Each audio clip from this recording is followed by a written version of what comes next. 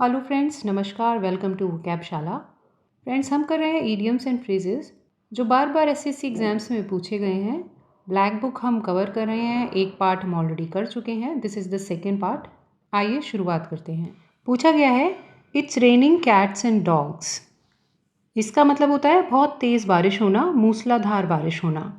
It's raining cats and dogs means it is raining very heavily, just like how cats and dogs falling from the sky would be unexpected and intense.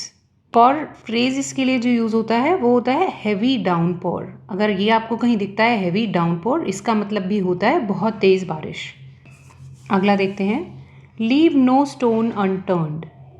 Leave no stone unturned का मतलब होता है खून पसीना एक कर देना, मतलब किसी काम में सारी मेहनत अपनी लगा देना, कोई भी कमी ना छोड़ना। एक भी स्टोन को पलट के नहीं देखा, ऐसा नहीं हुआ। सारे स्टोन्स को पलट करके देखा गया है। एक्सप्लेनेशन देखिए, this phrase means to search और investigate thoroughly and exhaustively, leaving nothing overlooked और अनएग्जामिन्ड। कोई भी चीज़ ओवरलुक करना होता है कि नज़रअंदाज करना। अनएग्जामिन एग्जामिन नहीं किया गया हो, ऐसा कुछ नहीं रहा, सब कुछ चीज़ को खंगाल कर देखा गया है। एग्जाम्पल देखिए, the detective left no stone unturned in his search for the missing child, questioning witnesses, scoring the area and reviewing security camera footage. Detective ने खून पसीना एक कर दिया बच्चे की खोज के लिए। सब कुछ किया उन्होंने, विटनेसेस से पूछा, पूरे एरिया को छाना और सीसीटीवी फुटेजेस को भी अच्छे से देखा। अगला देखिए, let the cat out of the bag. इसका मतलब होता है भेद खोलना। माने जैसे आपने मान लीजिए छुपा रखी थी एक बिल्ली बैग के अंदर और वो बिल्ली बाहर निकल आए तो लोगों को पता चल जाएगा कि बैग में बिल्ली थी। Let the cat out of the bag, भेद खोलना। टू रिवील अ सीक्रेट और डिस्क्लोज कॉन्फिडेंशियल इंफॉर्मेशन। एग्जाम्पल देखिए, I can't believe you let the cat out of the bag about their surprise party, now they know about it. जैसे कि मान लीजिए कोई एक सरप्राइज पार्टी प्लान थी और किसी ने उसको वो भेद खोल दिया है, सरप्राइज नहीं रहा है, तो उसके बारे में कहा गया है I can't believe you let the cat out of the bag. आगे आ जाइए, अगला है a hard nut to crack. A hard nut to crack यानी कि लोहे के चने चबाना।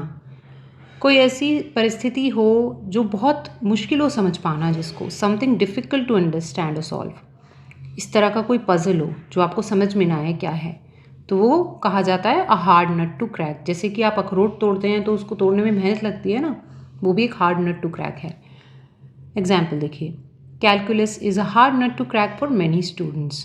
कैलकुलस मैथमेटिक्स का एक ब्रांच होता है, तो बहुत से स्टूडेंट्स को वो कम समझ में आता है, तो उनके लिए वो एक हार्ड नट टू क्रैक है।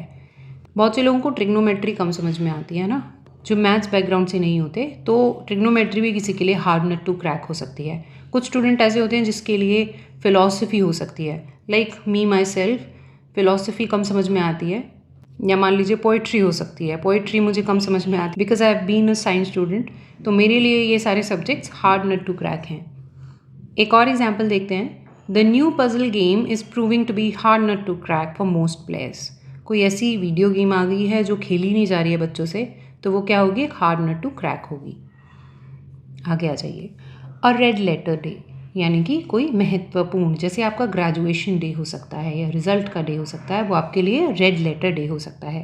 इंडियन कल्चर में a red letter day refers to an important और significant day that stand out from the rest. A day of great importance और सिग्निफिकेंस, बहुत महत्व रखता है वो आपकी ज़िंदगी में कोई ऐसा दिन। एग्जाम्पल देखिए, getting accepted into my dream university was a red letter day in my life. समझ गए होंगे आप इसका मतलब, आपका एडमिशन आपकी ड्रीम यूनिवर्सिटी में हो जाता है तो वो दिन आपके लिए कैसा रहेगा, रेड लेटर डे होगा। This is quite simple. Fuel to the fire और फ्लेम्स, आग में घी डालना, लिटरली यही मतलब है।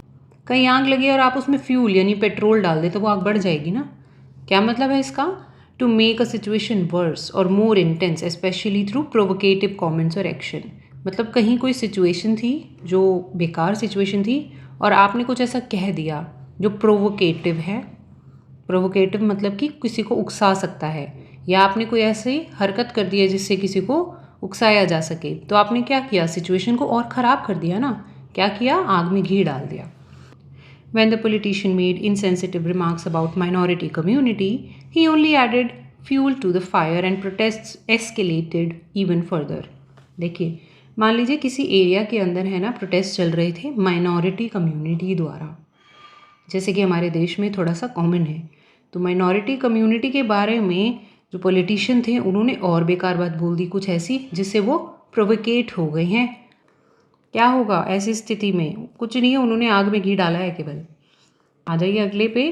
क्राई ओवर स्पिल्ट मिल्क, मतलब कि अब पछताए होना क्या जब चिड़िया चुग गई खेत। तो ये मतलब अलग अलग है बातों का, लेकिन संदर्भ एक ही जगह यूज़ होता है। तो ये होता है कि कुछ हो जाए उसके बाद में आप पछता रहे हैं, है ना। Cry over spilt milk. Usages example देखिए। Despite studying hard for the exam he still didn't achieve good grades. What is the use of crying over spilt milk? समझ गए आप? आगे आ जाइए। Through thick and thin, through thick and thin, thick and thin. तो हर हाल में, कोई भी स्थिति हो, मान लीजिए मैंने जो पिक्टोरियल एग्जाम्पल डाला है वो देखिए। मान लीजिए आपका कोई दोस्त है, वो इतना पक्का दोस्त है आपका, वो थ्रू थिक एंड थिन आपके साथ रहे। मतलब बारिश पड़ रही हो, सर्दी हो, गर्मी हो या पतझड़ हो, चारों मौसम आपके साथ रहे, आपका साथ दे, तो वो आपके साथ में थ्रू थिक एंड थिन रहता है, हर हाल में रहता है। I promise to stand by you through thick and thin, and I intend to keep that promise no matter what happens. समझ गए आप? आगे आ जाइए। टू एंड इन स्मोक, धुएं में उड़ना, मतलब कोई मेहनत की हुई चीज़ और फिर वो धुएं में उड़ जाए, व्यर्थ जाए। To come to an unsuccessful और रूनस एंड। रूनस होता है बर्बाद होना, बर्बादी तक पहुंच गई है आपकी मेहनत, तो वो है to end in smoke. Example देखिए। Despite the high hopes and expectation for new product, it ended in smoke when it failed to meet the market demand. समझ गए हैं? कोई नया प्रोडक्ट लॉन्च हुआ, किसी कंपनी ने किया, लेकिन वह नहीं बिका ज़्यादा क्योंकि मार्केट में उसकी डिमांड जो थी वो उसे पूरा नहीं कर पाया। इट एंडेड इन स्मोक, व्यर्थ गया आपका। ऑल एट सी और फील एट सी, दो तरीके से बोला जाता है, ऑल एट सी और फील एट सी, यानी असमंजस की स्थिति में होना। To feel confuse, lost, unsure of what to do और हाउ टू प्रोसीड। किस तरीके से किसी चीज़ को करना है, आगे कैसे बढ़ना है, उसमें आपको कन्फ्यूजन फील हो रही है, लॉस्ट फील कर रहे हैं, तो आप बोलते हैं I am all at sea, या फिर बोलेंगे I feel at sea. Example देखिए। After receiving the unexpected news of his father's illness, John felt completely at sea, unsure of how to handle the situation. जब John को पता चला कि उनके पिताजी बीमार हैं तो उन्हें कैसा महसूस हुआ? ऑल एट सी या कम्प्लीटली एट सी, और उन्हें नहीं समझ में आया कि वो उस सिचुएशन को कैसे हैंडल करें। आगे आ जाइए। Bite off more than one can chew. देखिए, आपके हाथ में आ गया बर्गर और आपने इतना बड़ा टुकड़ा उसका काट लिया कि अब आपसे खाया नहीं जा रहा है। लिटरली तो इसका यही मतलब है। लिटरली मतलब होता है कि शाब्दिक अर्थ क्या है। इन शब्दों का जो इस सेंटेंस का अर्थ निकलता है वो यही है कि आपने इतना ज़्यादा खा लिया है कि अब आपसे चबाया नहीं जा रहा है। अपनी क्षमता से अधिक काम ले लेना, आपने काम ले लिया है अपनी क्षमता से अधिक। To take on more work, responsibility और obligation than one is capable of handling. समझ गए? यूजेज देखिए। Sarah bit off more than she could chew by agreeing to handle two major projects at the same time. She was overwhelmed and could not meet the deadlines. Sarah जो है उन्होंने क्या किया, दो projects के लिए हाँ बोल दिया, लेकिन डेडलाइन आ गई है और उनसे वो हैंडल नहीं हुआ काम। क्या किया उन्होंने? She bit off more than she could चू। आगे आ जाइए। बाइट द बुलेट, मजबूरी में स्वीकार करना। आप किसी बुलेट को यानी कि बंदूक की गोली को बाइट करेंगे क्या? काटने की कोशिश करेंगे? किसी स्थिति में काटेंगे, मजबूर हैं फिर भी स्वीकार करना पड़ा। आई कैन डू इट, लेकिन शक्ल देखिए, शक्ल में 12 बजे हुए हैं। तो bite the bullet. To endure a painful और otherwise unpleasant situation with courage and resolve, मतलब आपने हिम्मत करी, आपने साहस दिखाया उस अनप्लेजेंट सिचुएशन को हैंडल करने के लिए। एग्जाम्पल देखिए। Despite the difficult circumstances, she decided to bite the bullet and face the challenge head on. सामने से उन्होंने चैलेंज को फेस किया। आगे आइए। On cloud nine. On cloud nine होता है सातवें आसमान पर होना, सातवें आसमान पर होना। इतने खुश हैं आप कि आपको फील हो रहा है that I am on cloud nine. Feeling extremely happy और content to be in a state of great joy or happiness. After receiving the promotion at work, Maria was on cloud 9 for days. She was on cloud 9 after receiving news that she had won the scholarship. दोनों ही साधारण से example हैं. आगे बढ़ते हैं. Snake in the grass. Snake in the grass होता है कोई शत्रु जो गुप्त तरीके से आपको चोट पहुंचाए. मतलब सांप है लेकिन घास में छुपा हुआ है. अ हिडन एनिमी और opponent who possess a threat but is not easily noticeable. ठीक है. I always have to watch out for snakes in grass at work. Some of my colleagues may try to undermine me behind my back. मुझे हमेशा सतर्क रहना पड़ता है कि कोई छुपा हुआ दुश्मन तो नहीं है, गुप्त शत्रु तो नहीं है, क्योंकि मेरे ही कलीग यानी कि सहकर्मी जो हैं वो मुझे मेरे पीठ पीछे अंडरमाइन करते हैं, यानी कि थोड़ा बुराइयां करते हैं मेरी. आइए. To miss the boat. To miss the boat होता है मौका गंवा देना. बोट की जगह बस भी होता है, जैसे कि इन महाशय की बस छूट गई है, लेकिन इसका मतलब क्या है? मौका गंवा देना. टू मिस एन अपॉर्चुनिटी और to be late to take advantage of something. देखिए, अगर फॉर्म निकलने वाले हैं ना अगले महीने में, तो फॉर्म निकले और आपने भरा नहीं तो क्या होगा? You will miss the boat. ऐसा नहीं करना है, फॉर्म को समय पे भर देना है.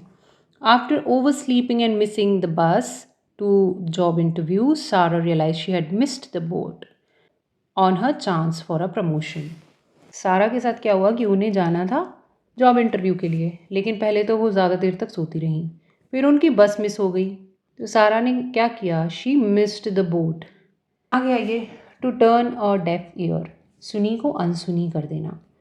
To turn a deaf ear. मान लीजिए आपकी मम्मी ने आपको कोई काम बताया और आपने उनकी साइड को डेफ ईयर टर्न कर दिया. मतलब डेफ होता है क्या? बहरा. सुनी को अनसुनी कर दिया उनकी बात को, तो क्या होगा? You will have to face the music. Face the music पिछली क्लास में पढ़ाया है. अभी कमेंट सेक्शन में लिखिए फेस द म्यूज़िक का क्या मतलब है. Trying to ignore what you hear. Priya is a lazy girl. She usually turn a deaf ear to her elders. Priya जो हैं वो आलसी हैं और अपने बड़ों की बात को अनसुनी करती हैं. Read between the lines. छुपा हुआ अर्थ समझना. अब रीड बिटवीन द लाइन कैसे? इन दोनों लाइन्स के बीच में आपको कुछ लिखा हुआ नज़र आ रहा है? नहीं ना, कुछ नहीं लिखा नज़र आ रहा, लेकिन इस बीच में अगर कुछ होगा, कोई अर्थ होगा छुपा हुआ, अगर आप देख पा रहे हैं तो you are able to read between the lines. Discover a meaning that is implied rather than explicitly stated. ऐसी बात का मतलब निकाल पाना जो कि बोली नहीं गई, अलग से बताई नहीं गई, लेकिन जताई ज़रूर गई है. ठीक है. देखिए, reading between the line, I think Gagan needs psychotherapy. जितना मैं समझ पा रही हूँ, छुपा हुआ अर्थ देख पा रही हूँ, मुझे लगता है गगन को साइकोथेरेपी की ज़रूरत है.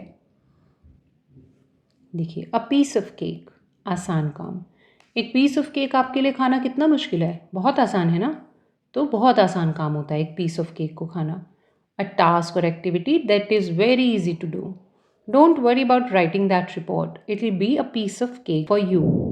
रिपोर्ट लिखने के बारे में घबराइए मत, वो आपके लिए अ पीस ऑफ केक होगा, बहुत आसान काम होगा. देखिए, ये वाला अच्छा है. Bye fits and starts. अनियमित रूप से. अनियमित रूप से. Bye fits and starts. देखिए, कैलेंडर देखिए, आपने 5 को पढ़ाई करी, फिर 8 को करी, 14 को करी, 20 को करी.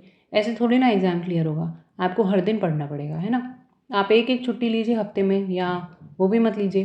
बाय फिट्स एंड स्टार्ट्स करेंगे तो एग्ज़ाम नहीं क्लियर होगा. इरेगुलरली और in a stop and start manner. शुरू करेंगे, बंद करेंगे, इस तरह से कर रहेंगे कोई काम, तो वो होगा bye fits and starts. The project was progressing bye fits and starts with periods of intense work followed by long periods of inactivity. समझ गए? प्रोजेक्ट जो है वो बाय फिट्स एंड स्टार्ट्स चल रहा था. आगे छोड़िए, आगे बढ़िए. By leaps and bounds. बिल्कुल उसका उल्टा है. बहुत तेज़ी से. लीप्स एंड बाउंड्स मतलब कि तेज़ी से दौड़ते हुए काम चल रहा है, कूदते हुए. विद स्टार्टलिंग और रैपिड प्रोग्रेस. स्टार्टलिंग होता है बहुत तेज़ी से कुछ हो रहा हो वो. एग्जाम्पल बड़ा इंटरेस्टिंग है. With the advent of AI, our productivity may improve in leaps and bounds. AI जानते हैं ना, आर्टिफिशियल इंटेलिजेंस. चैट जीपीटी का नाम सुना होगा जी. चैट जीपीटी, उनसे कुछ भी पूछिए वो आपको बहुत अच्छे से बता देते हैं एक्सटेंसिव मैनर में। इसी तरह से चाइना का आ गया है डीप सीक इसने टक्कर दे दी है चैट जीपीटी को। वो भी एक एआई टूल है, आर्टिफिशियल इंटेलिजेंस टूल है। तो जिस तरह से एडवांसमेंट हो रहा है एआई का, हमारी प्रोडक्टिविटी लीप्स और बाउंड्स से तेज़ी से आगे जाएगी। ट्राई कीजिए कभी एआई से काम करवाइए, आपको पता चलेगा लीप्स एंड बाउंड्स होता क्या है। Cock and bull story, cock and bull story यानी बेतुकी कहानी। किसी कहानी में कॉक और बुल को साथ दिखाएंगे क्या? यानी कि एक मुर्गा हो और बुल हो तो उनको साथ दिखाएंगे क्या? वो होती है cock and bull story. The phrase describes a story that is so outlandish, so far-fetched that it's clearly not true or believable। कोई ऐसी कहानी जो जिसमें बहुत ज़्यादा काल्पनिक बातें हैं, सच्चाई से बहुत ही दूर है, तो उसको कहते हैं cock and bull story. He gave me a cock and bull story about why he was late, but I didn't believe it for a second। समझ गए? आ गया ये। Give someone a cold shoulder, जानबूझकर नज़रअंदाज करना। गिव समवन अ cold shoulder. देखिए यहाँ दो लोग बैठे हैं, ये बात करने की कोशिश कर रहे हैं, लेकिन ये मोहतरमा जो हैं इनसे बात नहीं करना चाहती। क्या कर रही हैं ये? She is giving him a cold shoulder. It's an idiom that describes the act of ignoring someone और showing them no attention, especially when you would normally interact with them. Example देखिए, after she found out I missed the meeting she gave me the cold shoulder all day. जैसे ही उन्हें पता चला कि मैंने meeting miss कर दी थी तो उन्होंने पूरा दिन मुझे नज़रअंदाज किया। देखिए नट से रिलेटेड एक और आ गया है, इन अ नट शेल। इससे पहले कौन सा आया था? Hard nut to crack. अभी आ गया है इन अ नट शेल। देखिए नट जो होता है ना वो छोटा सा होता है ना, बिल्कुल नन्हा सा तो होता ही है, उसके अंदर कितनी चीज़ आ जाएगी, बहुत कम आ पाएगी है ना, शॉर्ट आ पाएगी। तो संक्षेप में कोई बात अगर आप इन अ नटशेल बता रहे हैं तो बहुत छोटे में उस बात को ख़त्म कर दे रहे हैं। In the fewest possible words, सबसे जितने कम से कम में हो सकते हैं उतने कम शब्दों में आपने एक्सप्लेन कर दिया। एग्जाम्पल देखिए, what went wrong? In a nutshell everything. क्या गलत हुआ? संक्षेप में कहूँ तो सब कुछ। आगे आ जाइए।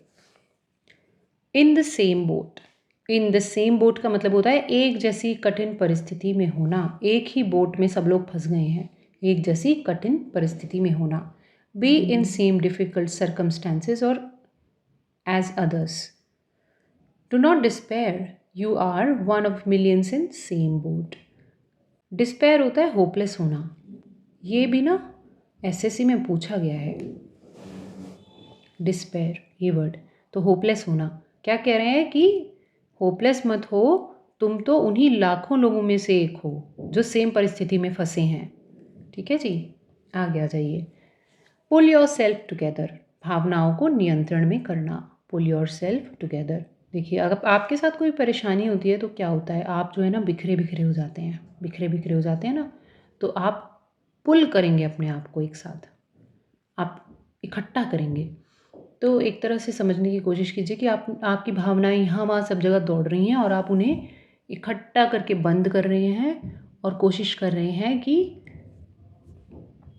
काम डाउन हो जाए, है ना। To calm down, to regain composure, stop behaving erratically और इमोशनली। कोशिश कर रहे हैं कि इतनी इमोशंस आप अपने ना दिखाएं। तो pull yourself together. He is finding it hard to pull himself together after the accident.